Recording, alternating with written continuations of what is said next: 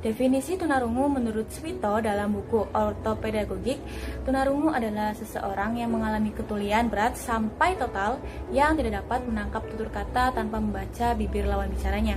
Jadi artian sederhananya adalah anak tunarungu merupakan anak yang memiliki gangguan pada pendengarannya sehingga tidak dapat mendengar bunyi dengan sempurna atau bahkan tidak mendengarnya sama sekali. Ada beberapa faktor yang mempengaruhi anak tunarungu tersebut, yaitu ada 3. Yang pertama, prenatal, sebelum anak dilahirkan. Kemudian ada natal, saat anak dilahirkan. Kemudian yang terakhir ada postnatal, setelah anak tersebut dilahirkan. Faktor yang pertama yaitu prenatal, sebelum anak dilahirkan. Beberapa contoh penyebabnya yaitu adalah campak, atau bisa kita sebut dengan rubella atau Gueman measles. Virus rubella yang dapat mengganggu pertumbuhan janin. Virus ini itu menyerang janin dalam kandungan yang sedang tumbuh berkembang. Berbagai kelainan yang bisa timbul akibat virus rubella ini, salah satunya adalah serangan pada saraf pendengaran. Artinya bayi bisa terlahir dalam keadaan tuli akibat virus tersebut. Kemudian yaitu penggunaan obat-obatan dalam jumlah besar. Beberapa jenis antibiotik dilarang digunakan oleh ibu hamil karena dapat berefek negatif pada tumbuh kembang anak dalam kandungan. Kemudian selain itu ada kelainan organ pendengaran sejak lahir. Artinya janin tersebut sudah mengalami malfungsi pada pendengarannya akibat dari faktor genetik dari orang tua. Faktor yang kedua ada natal, faktor saat anak dilahirkan, atau bisa dikatakan periode saat proses kelahiran. Hal ini munculnya kasus bayi yang tidak menangis saat dilahirkan. Hal ini diakibatkan kadar bilirubin yang tinggi atau berat lahir kurang dari 2,5 gram, serta usia kehamilan yang belum cukup dapat menjadi penyebab ketulian. Kemudian yang terakhir ada postnatal, setelah anak dilahirkan. Contoh kasusnya yaitu ada otitis media yang kronis. Otitis media itu merupakan infeksi pada telinga di bagian tengah, tepatnya pada rongga di belakang gendang telinga. Infeksi telinga bagian tengah ini seringkali timbul akibat batuk pilek, flu, atau alergi sebelumnya. Kemudian ada meningitis. Meningitis adalah penyakit yang disebabkan oleh peradangan pada selaput pelindung di sekitar otak dan saraf tulang belakang. Meningitis ini dapat disebabkan oleh infeksi virus, bakteri, atau jamur. Dan hal ini dapat menjadikan munculnya gangguan pendengaran pada bayi. Nah, di sini saya akan menjelaskan materi terkait karakteristik anak tunarungu. Tunarungu adalah istilah yang menunjuk pada kondisi ketidakfungsian organ pendengaran atau telinga seseorang anak. Kondisi ini menyebabkan mereka memiliki karakteristik yang khas, berbeda dari anak normal pada umumnya. Beberapa karakteristik anak tunarungu diantaranya yaitu ada segi fisik, segi bahasa, intelektual, dan sosial emosional. Yang pertama ada segi fisik.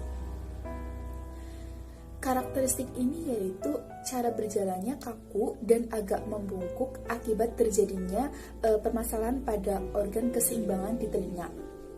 Itulah sebabnya anak-anak tunarungu mengalami kekurangan keseimbangan dalam aktivitas fisiknya.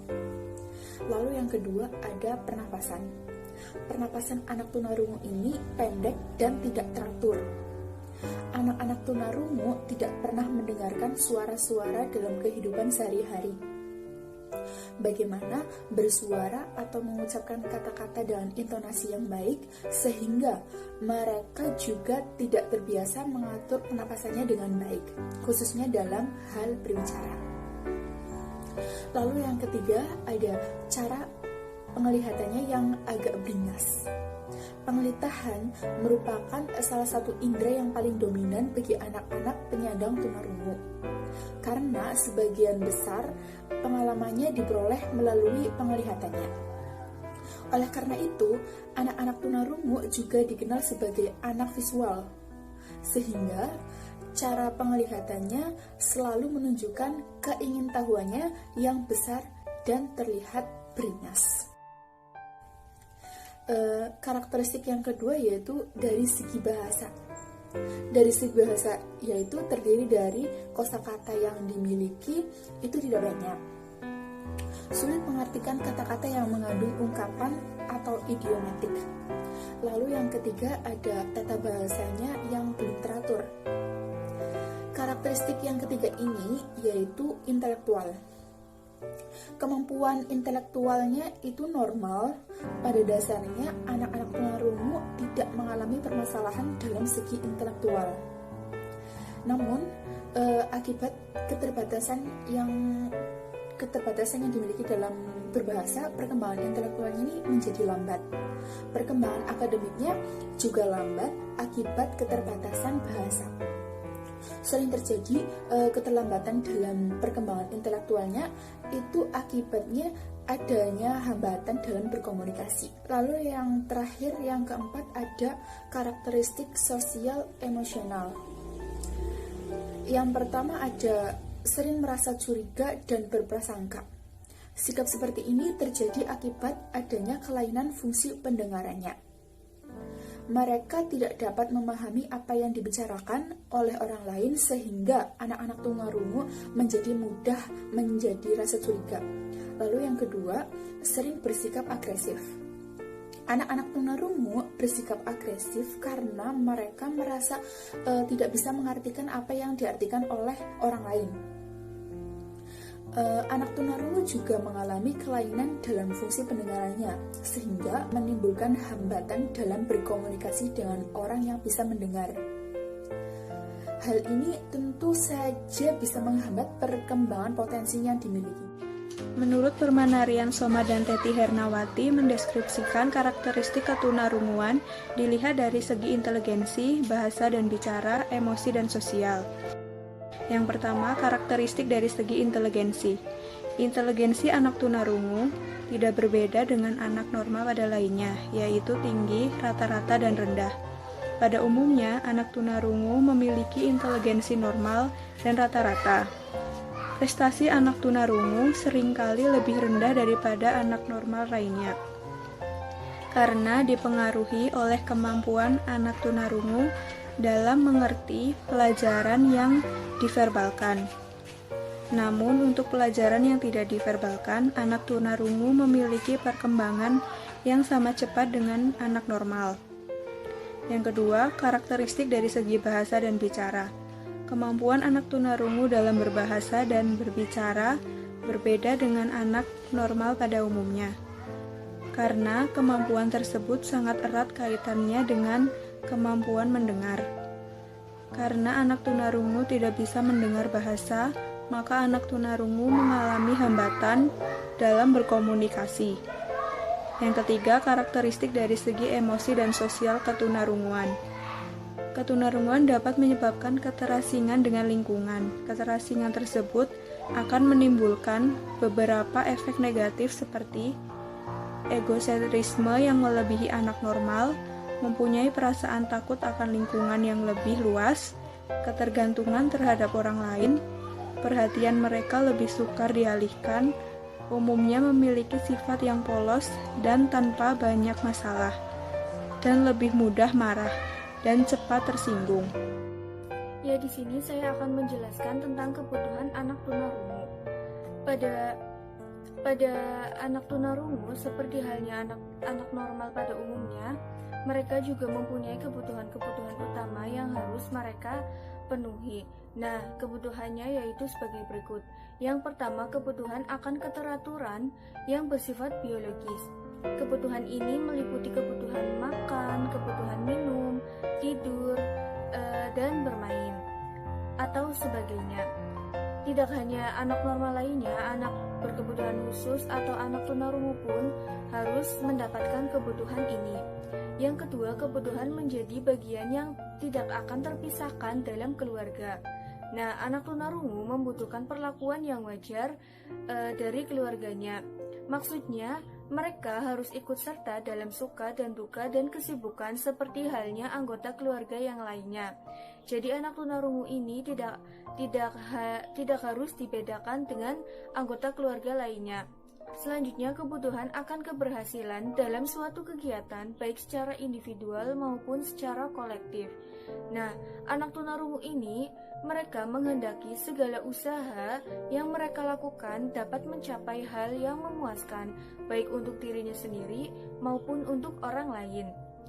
Meskipun demikian, anak tunarungu harus mengalami berbagai hambatan dan kesukaran sebagai akibat ketunaannya. Selanjutnya, kebutuhan akan aktivitas, yaitu kebutuhan ikut terlibat dalam kegiatan keluarga maupun dalam lingkungan yang lebih luas lagi, baik masyarakat maupun lingkungan sekolah. Sebagaimana halnya pada anak normal lainnya, anak tunarungu pun ingin melibatkan dirinya dalam berbagai permainan dengan anak sebayanya. Jadi anak tunarungu ini mereka ingin sekali dilibatkan dalam berbagai hal yang anak normal lainnya lakukan.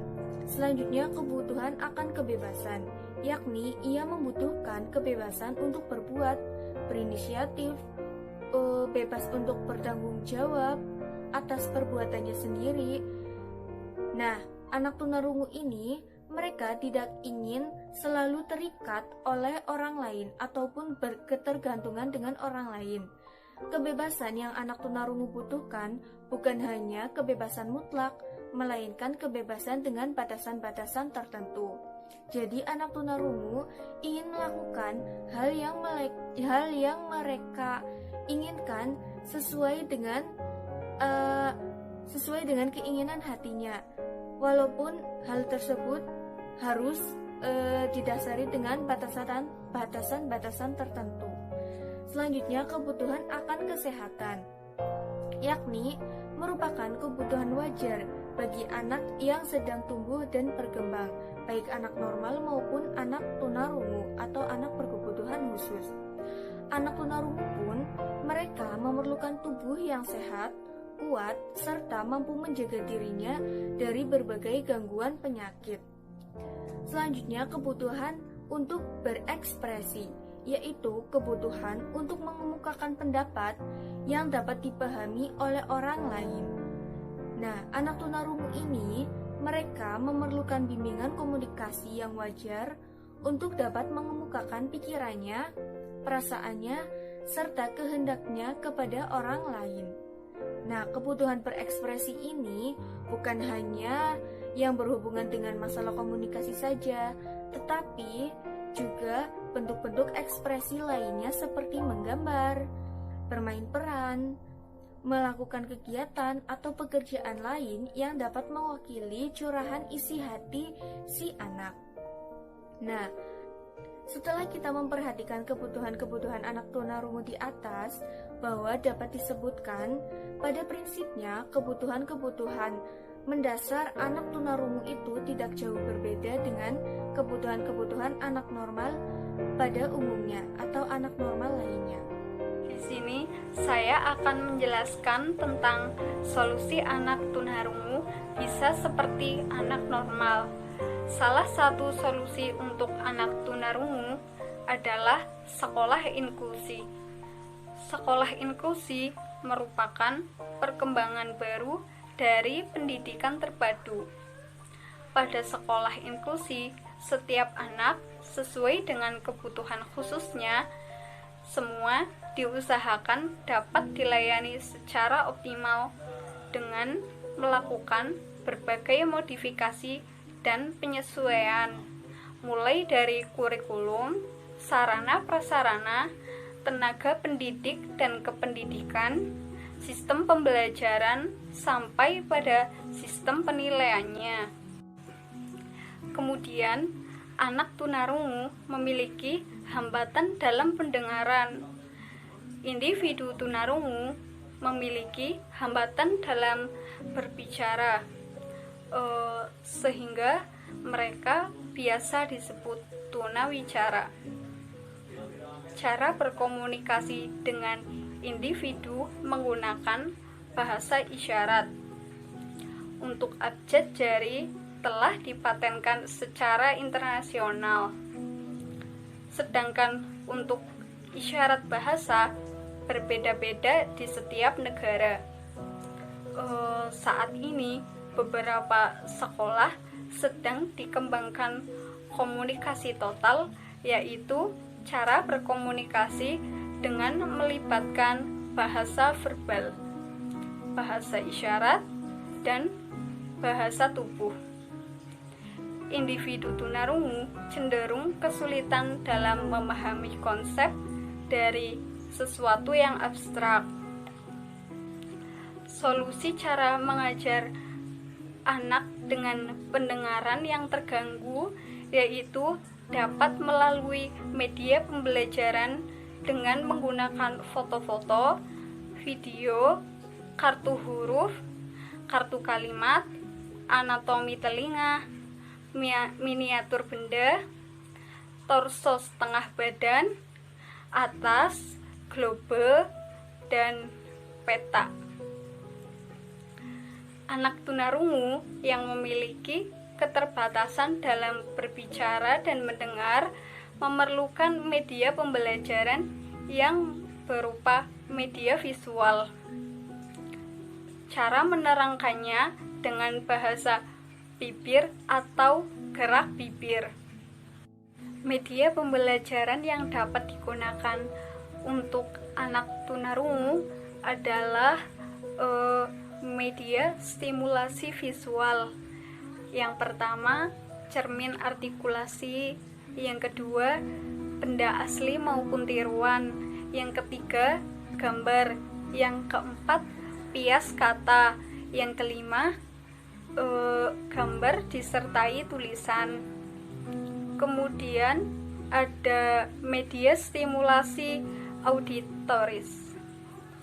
Yang pertama, speech trainer, yang merupakan alat elektronik untuk melatih bicara anak dengan kebutuhan sesuai hambatan sensori pendengaran. Yang kedua, alat musik seperti drum, gong, suling, piano, harmonika, rebana, dan kemudian trompet dan lain-lain sebagainya. Kemudian yang ketiga yaitu tape recorder. Yang keempat, berbagai sumber suara yang lainnya, yaitu bisa menggunakan suara alam seperti angin menderu, gemercik air hujan, dan suara petir. Yang kedua, bisa menggunakan suara binatang seperti kicau burung, gonggongan anjing, dan yang lain-lain sebagainya. Kemudian bisa menggunakan suara yang dibuat oleh manusia. Kemudian sound system, alat untuk memperkeras suara. Yang terakhir, media dengan sistem amplifikasi pendengaran. Melanjutkan materi yang telah disampaikan sebelumnya, kali ini saya akan menjelaskan tentang bagaimana strategi guru untuk menghadapi siswa dengan keterbatasan pendengaran atau tunarungu. Strategi guru yang dapat dilakukan untuk menghadapi siswa dengan keterbatasan pendengaran atau yang biasa disebut dengan tunarungu yaitu bisa dilakukan melalui pendekatan maupun pemberian tepukan. Guru melakukan pendekatan kepada siswa dengan tidak mengistimewakan siswa tersebut dengan sangat, yaitu tidak memperlihatkan rasa kasihan dengan sangat.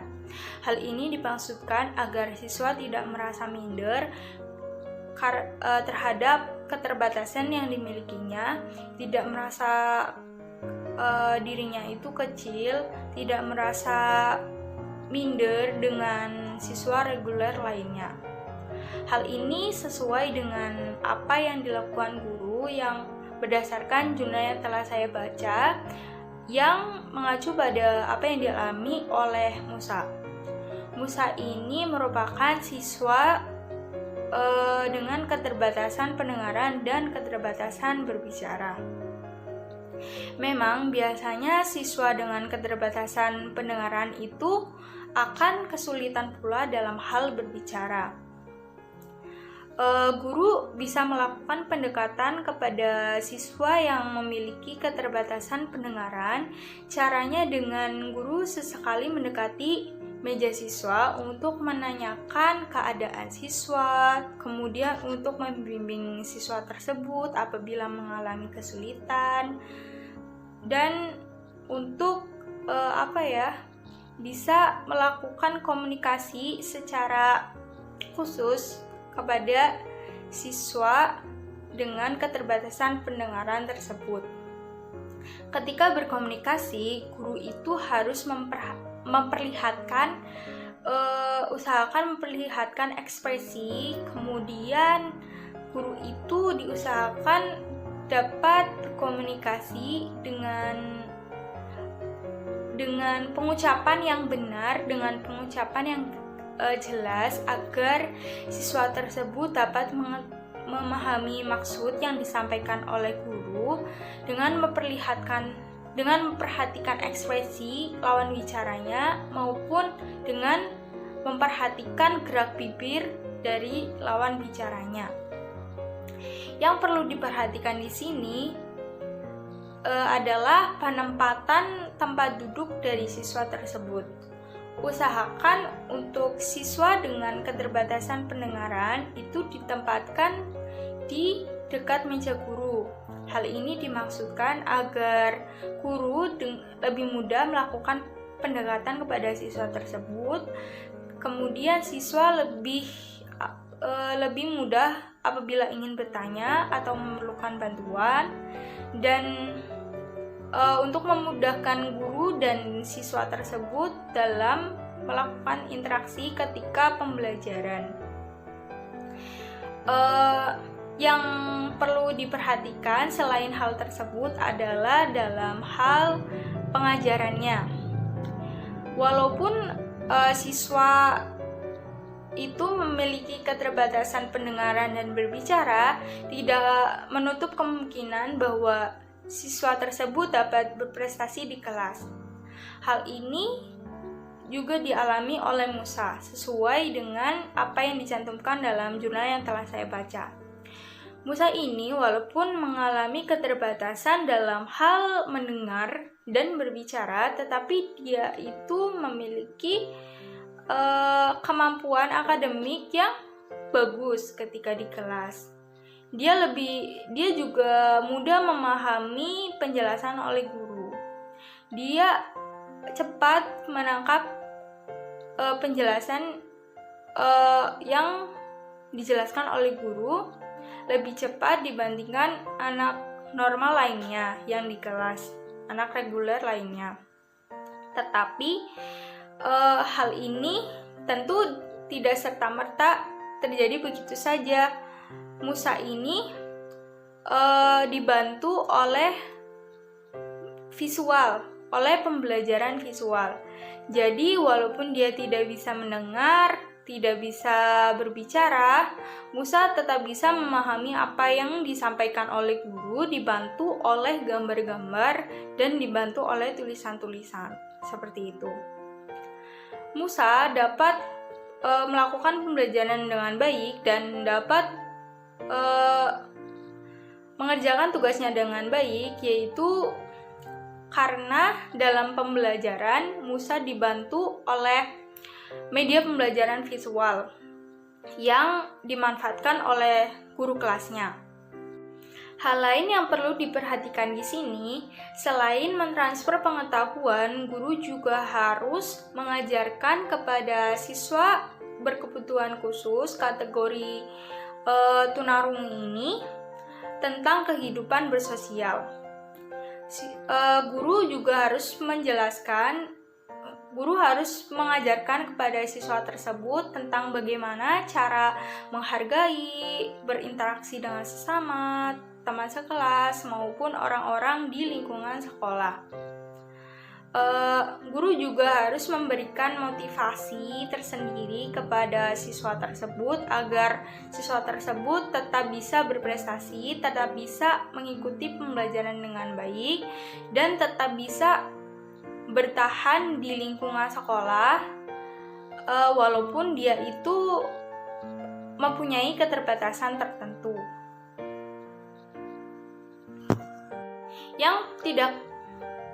Yang tidak kalah penting, guru juga harus mengedukasi siswa lain agar siswa lain, terutama siswa reguler, bisa tetap respek kepada siswa dengan kebutuhan khusus, yaitu misalnya Musa yang memiliki keterbatasan pendengaran dan keterbatasan berbicara. Guru selain itu juga harus tetap mengedukasi diri sendiri. Guru harus belajar tentang bagaimana cara dia itu menghadapi anak berkebutuhan khusus, mencari informasi mandiri, walaupun mungkin di sekolahnya tidak dilakukan pelatihan khusus untuk mengajar anak berkebutuhan khusus karena guru tersebut mengajar di sekolah reguler yang memang tidak dikhususkan untuk anak berkebutuhan khusus. Guru harus pintar-pintar mencari cara bagaimana cara mengajar anak dengan kebutuhan khusus, kemudian bagaimana cara memilih media yang tepat untuk anak-anak berkebutuhan khusus, khususnya untuk anak-anak tunarungu, dan bagaimana cara guru itu memberikan motivasi, memberikan rasa empatinya, kemudian bagaimana cara dia dapat berkomunikasi dengan baik dengan anak berkebutuhan khusus tunarungu. Diusahakan apabila memang memungkinkan, guru yang memang di sekolahnya sudah ada anak ABK, anak berkebutuhan khusus dengan kategori tunarungu, yaitu anak yang memiliki keterbatasan dalam hal mendengar, diusahakan juga berusaha untuk mempelajari bahasa mereka, yaitu bahasa isyarat. Untuk kasus yang dialami Musa ini, Musa memiliki prestasi yang baik di sekolah, walaupun dia memiliki keterbatasan dalam hal pendengaran dan berbicara.